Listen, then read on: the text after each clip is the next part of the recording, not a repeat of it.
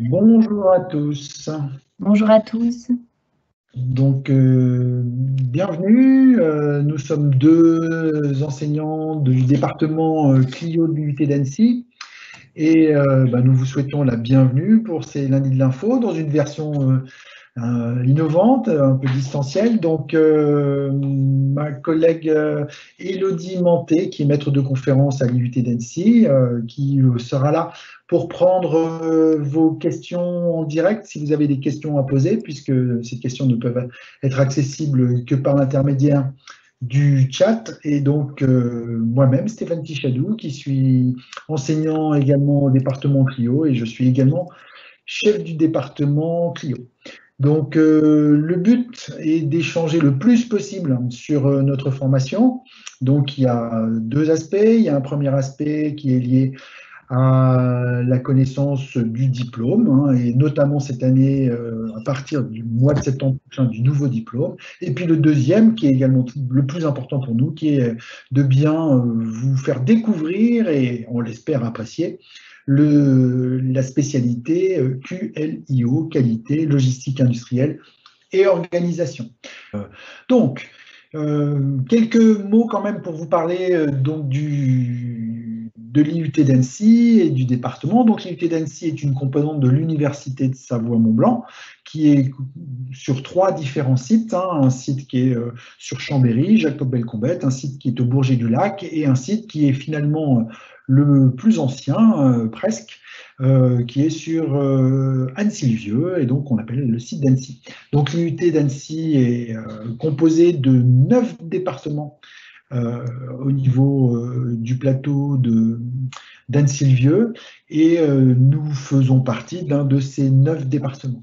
Donc si je vais un petit peu plus loin, voilà les 9 départements qui sont représentés à l'IUT sur le plateau d'Annecy-le-Vieux sont les départements GEA, carrière sociale qui a légèrement changé de nom, réseau télécom, donc technique de commercialisation, Clio, qu'on a mis bien entendu en grand parce que c'est la salle d'aujourd'hui, génie électrique, informatique industrielle, mesures physiques, informatique et génie mécanique et productique. Donc, c'est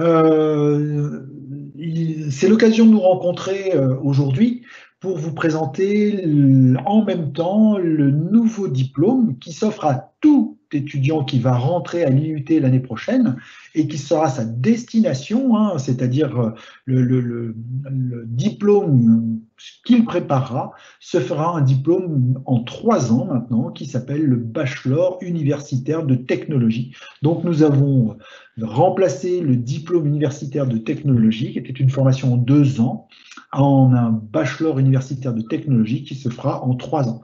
Alors c'est une révolution sans en être une, puisque en fait, quasiment tous les étudiants continuaient dans une licence professionnelle, et en fait, cette licence professionnelle va trouver sa place à l'intérieur de ce bachelor universitaire de technologie, et en même temps, nous en avons profité pour faire un toilettage de nos référentiels de formation. Donc, si à partir de 2021, donc pour des élèves de bac général et de bac technologique, bac général, nouvelle formule, il y aura donc une inscription en BUT première année, avec un BUT deuxième année et un BUT troisième année, donc 3 années pour couvrir ce diplôme, et qui permettra d'avoir bien entendu un diplôme réservé à l'insertion professionnelle, mais dans lequel il est également possible de trouver sa place dans une poursuite d'études avec de l'insertion professionnelle à terme. Et vous voyez que la volonté nationale a été de mettre le plus possible d'entrées parallèles sur des sélections et éventuellement de sorties parallèles pour des étudiants qui auraient des projets qui pourraient partir dans d'autres directions ou d'autres spécialités. Donc, qui dit Clio dit donc qualité, logistique industrielle et organisation. Je parlerai, nous définirons bien entendu ces termes-là tout à l'heure dans le contenu, peut-être au travers de quelques questions, vont pouvoir se faire donc en alternance formation continue. Alors attention, je tiens à donner dans le discours une information majeure, c'est que l'année prochaine, l'ouverture du BUT Clio se fera en formation initiale et l'alternance sera proposée en deuxième et en troisième année. Donc la première année, pour tout étudiant qui rentrera dans la filière Clio, se fera en formation initiale, donc pour des bacs généraux et des bacs technologiques principalement. Donc la formation Clio, qu'est-ce que c'est si on la définit correctement, hein, elle est définie sur la qualité, la logistique industrielle et l'organisation. Donc, si on la présente, je vous présente mes excuses pour ces petites allées et venues dans les diapositives, va consister donc à développer des compétences pour améliorer les performances de l'entreprise et son excellence opérationnelle. Donc, ça veut dire que nous aurons deux possibilités, deux parcours possibles sur notre cœur de métier, hein, qui seront la partie donc logistique et l'organisation à l'intérieur de l'entreprise. Je préfère positionner ce discours comme ça pour éviter qu'il y ait une confusion avec la notion de logistique externe de l'entreprise, même si on peut en parler, on le verra dans un parcours. Donc, ça, c'est le premier aspect. Puis, il y a un autre aspect qui est la partie qualité et système de management de la qualité, c'est-à-dire l'organisation de l'entreprise dans le cadre d'exigences relatives à la qualité. Donc, le BUT que nous allons proposer a un cœur de métier Clio et des parcours possibles où les étudiants pourront affiner un peu plus leurs connaissances en deuxième et en troisième année, plus sur une partie qualité ou plus sur une partie logistique. Mais en tout cas, les mêmes étudiants pourront développer pendant les 3 années des axes qu'on appelle, nous, cœur de métier Clio. Alors, dans les parcours possibles et les métiers attendus, bien voilà, il y a des métiers d'auditeur interne, d'auditeur externe, d'animateur, d'amélioration continue au niveau de la partie qualité, hein. Et puis, côté pilotage de la chaîne logistique, un coordinateur logistique, manager de chaîne logistique globale, responsable de production, enfin, on détaillera ces aspects-là. Bien entendu, au travers de ces compétences clés cœur de métier qu'on verra un peu après, il y a bien entendu l'anglais, des langues, bien entendu la connaissance de l'entreprise, l'expression, puisqu'on se rend compte que nos activités sont quand même très centrées sur le travail en équipe, réunir l'ensemble des composantes d'une entreprise pour pouvoir les amener à résoudre des problèmes et à être plus performants à l'intérieur de l'entreprise. Donc, répartir les missions, manager des ressources, proposer, agir, évaluer, font partie des points cœur de métier de notre activité en Clio. Donc, au niveau de l'insertion professionnelle, voilà, si on commence à parler des emplois actuels et des emplois futurs, il y a de nombreux débouchés. Alors, je vais commencer par la partie droite de cette diapositive. Dans les débouchés, historiquement, nous avons une ADN qui est une ADN liée à l'industrie manufacturière. Donc, voilà, automobile, sous-traitance, nous avons la chance d'être dans une région extrêmement dynamique et performante au niveau de l'industrie manufacturière, hein. Vous allez sur Annecy, la SNR, sur Faverges, Tobli, Ugitech, la vallée de l'Arve. Si on va un petit peu plus loin, la Plastique Vallée sur Oyonnax, qui sont vraiment des entreprises qui font des objets, donc qui sont structurés autour de ces objets, de la manufacture pure, hein, avec toute l'automatisation qui va derrière. Et donc, petit à petit, depuis maintenant plus de 30 ans que nous existons, les domaines d'emploi ont également évolué vers des parties de fabrication manufacturière, voilà, qui peuvent être sur la chimie, sur l'alimentaire, sur l'industrie du sport, la mécanique, on l'a vu, mais également des secteurs tertiaires tels que la banque, tels que la santé, tels que l'assistance aux personnes. Donc, tous ces aspects-là ont besoin d'organisation, tous ces métiers-là ont besoin de qualité, d'assurer que les missions sont correctement remplies et puis qu'elles soient, quoi qu'il en soit, performantes. Donc, les différents secteurs d'activité qui commencent à nous toucher, ça peut être également le tourisme, hein. Nous avons des étudiants qui travaillent, par exemple, en qualité dans les stations de ski. Donc, les débouchés vont être très ciblés au départ sur l'industrie, la planification, les approvisionnements, la gestion des stocks, les organisations, l'implantation, mais également la partie assurance de la qualité pour les certifications, l'organisation de la fabrication, les chaînes logistiques, la métrologie, l'ordonnancement, et puis tout ce qui va être amélioration continue et pilotage de chantiers de progrès et d'amélioration dans les entreprises. Je dis bien dans les entreprises, hein, ça n'est pas que dans l'industrie, hein, on est vraiment au sens global. À titre indicatif, l'année dernière, nous avions un élève qui devait faire un stage pendant la période de confinement dans une entreprise qui fabrique des cuisines de la région, du côté de Thônes. Et puis, bon, le confinement a fait que les stages, ça a été beaucoup plus compliqué. Cet étudiant n'était pas de la région et il est resté à côté de chez lui. Il y avait un hôpital. Et en fait, il a été embauché dans l'hôpital pour son stage et il a mis en place des techniques, des méthodes d'amélioration et par exemple, de passage de flux dans la chaîne de fabrication des médicaments de la pharmacie centrale de l'hôpital, mais également des patients à l'intérieur des couloirs, des processus d'inscription, des processus de paiement. Donc voilà, nous avons des champs d'action qui sont devenus de plus en plus larges sur nos métiers. Si on commence à se pencher un petit peu sur les enseignements, bon, les enseignements sont composés globalement sur les 3 années d'une occupation, on va dire, de 30 à 35 heures par semaine. Alors, quand je dis occupation, hein, il va y avoir une partie effectivement de cours.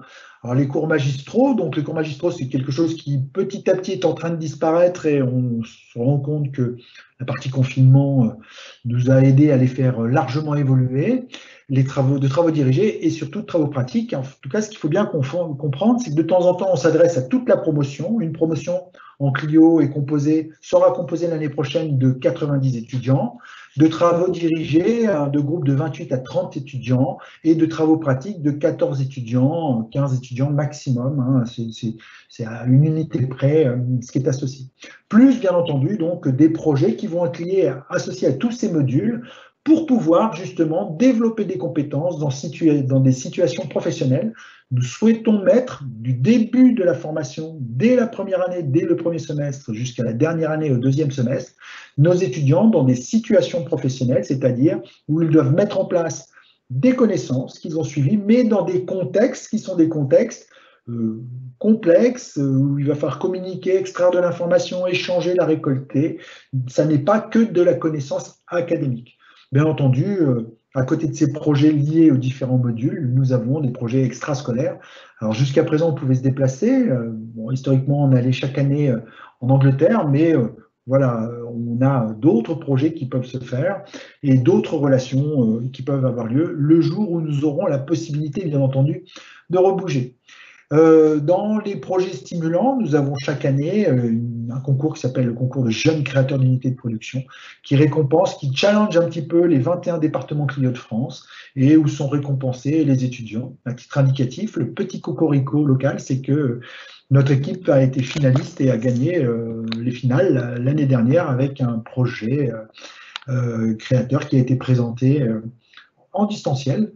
Il a fallu qu'on s'adapte à la situation. Donc, notre département a une réputation nationale assez forte et un rayonnement assez important.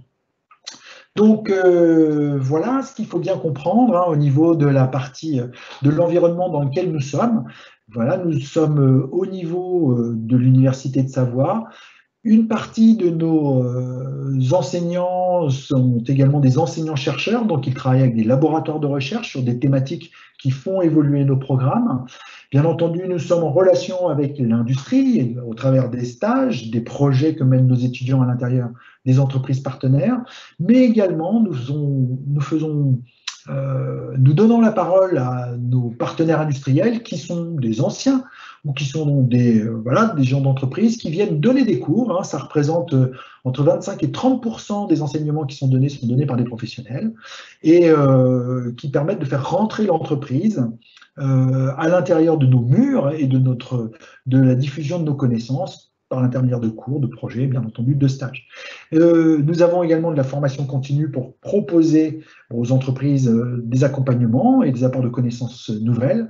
Et puis, une association qui s'appelle Projection, qui permet d'être un lieu d'échange où nous avons un rituel mensuel qui a été un petit peu calmé ces derniers temps parce que c'était difficile de réunir des gens dans un amphithéâtre et sur laquelle nous diffusons du savoir, des bonnes pratiques et du réseau à l'intérieur de la région au sens large, hein, bassin annécien, bassin alémanique, bassin savoyard, hein, voire même jusqu'au Dauphiné.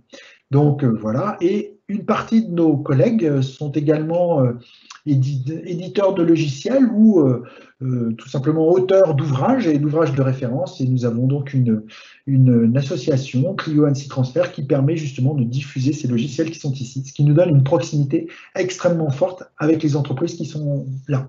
Si je parle donc de la poursuite d'études de nos étudiants, alors il faut bien comprendre que les données qui sont ici sont des données qui concernent aujourd'hui les DUT et les licences professionnelles. Donc après le BUT, le modèle changera un peu puisque la licence professionnelle sera incluse à l'intérieur du BUT, mais en tout cas, les possibilités de poursuite d'études seront conservées et nous menons tous les contacts pour qu'ils soient conservés à la fin du but de la deuxième année et ou de la troisième année. Et la particularité du département Clio est d'avoir finalement un double profil, c'est-à-dire que nos étudiants peuvent continuer vers des écoles d'ingénieurs et ou vers des écoles de commerce, puisque nous sommes à la croisée des chemins entre des écoles entre du tertiaire finalement et du secondaire. L'étranger est également à l'honneur dans notre filière puisque nous avons tissé de forts contacts avec des entreprises, des universités partenaires, pardon, et qui pendant une année, alors il existe un dispositif qui s'appelait le DUETI, qui existe encore, et qui sera proposé avec un nouveau dispositif pour les étudiants de BUT, où la possibilité pour eux sera de leur offrir un semestre ou 2 semestres dans une université étrangère, dans lesquels ils pourront continuer de développer les compétences que nous cultivons tous sur ces 3 années, mais à l'étranger. Et en revenant donc dans notre université et pour avoir le même diplôme que les autres. Donc au niveau de l'employabilité, excusez le terme, donc nos étudiants sont 40% employés en sortie de licence professionnelle, 7% en recherche d'emploi, mais on s'est rendu compte que ces 7%-là comportaient des étudiants qui partaient un peu faire le tour du monde pendant une année pour aller voir ce qui se passait ailleurs. Donc effectivement, ils étaient associés à recherche d'emploi et inactivité. Hein. Et 36% donc d'étudiants sont reprises d'études ou poursuites d'études, donc soit vers des licences professionnelles pour aujourd'hui ou des masters écoles d'ingénieurs ou écoles de commerce associés à ça. Longtemps, les diplômés Clio sortaient avec des salaires extrêmement intéressants et très recherchés. Bon, ces données évoluent vite. Le confinement a fait que l'informatique aujourd'hui est extrêmement attractif et propose apparemment des salaires plus importants. Mais en tout cas, nos étudiants qui viennent nous revoir ne sont pas, voilà, ne sont pas mécontents des salaires qu'ils ont. Donc, au niveau de l'ouverture à l'international, notre établissement IUT et bien entendu notre département permet à nos étudiants de suivre des cours.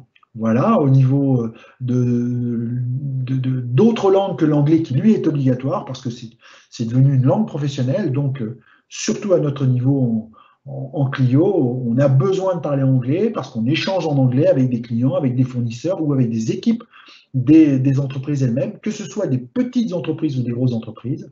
Donc voilà, on a des cours du soir, on a des modules de cours en anglais. On a un séminaire interculturel qui se fait en première année où on va faire venir des personnalités étrangères, enseignants, chercheurs, qui viennent d'ailleurs et qui présentent leur culture, la manière dont ils suivent leurs études, bon, le voyage, et puis bien entendu des périodes de stage qui peuvent se faire en deuxième année, en troisième année à l'étranger. Voilà. Et puis, celle-là, c'est la photo un peu nostalgique, hein, c'est-à-dire que on a quand même un bureau des étudiants, on a quand même des soirées étudiantes. Très sincèrement, il y en a peut-être eu en septembre, mais depuis, ça s'est fait rare. Et en tout cas, nous avons des étudiants que nous avons beaucoup responsabilisés sur ces comportements.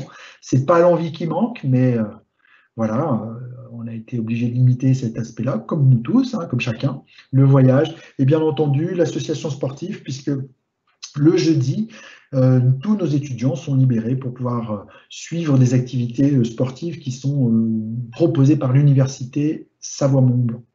Donc voilà, un point unique pour nous contacter, hein. Bon, vous avez nos deux noms, on pourra éventuellement échanger, mais également le secrétariat du département qui répondra donc via ces deux adresses et bien entendu le site web sur lequel vous avez la possibilité de déposer, de chercher de l'information et le secrétariat pour aller demander de l'information si jamais aujourd'hui ça n'avait pas été suffisant.